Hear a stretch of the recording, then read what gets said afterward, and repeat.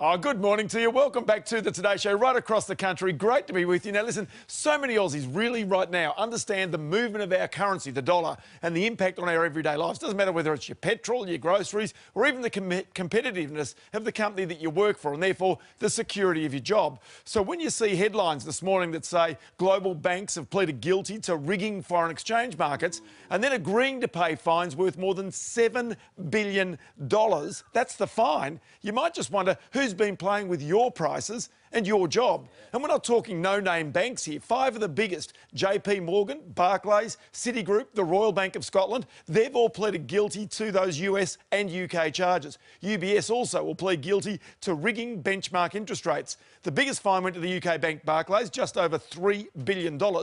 But this is all about what the bank's traders, they used a chat room, a computer chat room, to share information and therefore manipulate exchange rates. Via these chat rooms, they'd exchange information about their positions. It even went far as explaining where they needed the currency prices to be in order to get a deal done. Some would be, amassing big positions on behalf of their clients. Just as the time came to fix currency rates for those clients, they'd move the positions and profit the bank and fleece the customer.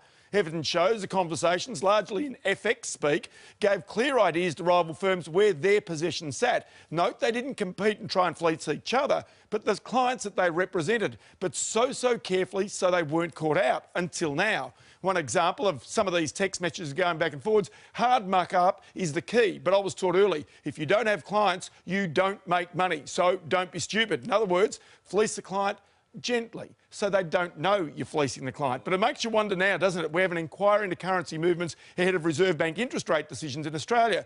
Those trades ahead of those decisions have moved our Australian dollar and have been eerily accurate ahead of the Reserve Bank. It might be nothing, but it does make you wonder, doesn't it?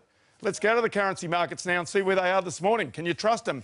78 3/4 US cents and also 70.98 euro cents. That dollar has come off a little bit. The oil price down, rather up by 78 cents, $58.77 US a barrel. Gold price is also higher there.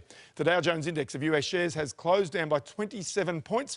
And if we go across into Asia yesterday, you can see those markets were a bit mixed. The Hang Seng down by 108 points. The FTSE 100 in London up by 12 points. And the Australian stock market yesterday, it just dipped by just a little bit, down by 5 points. Fine.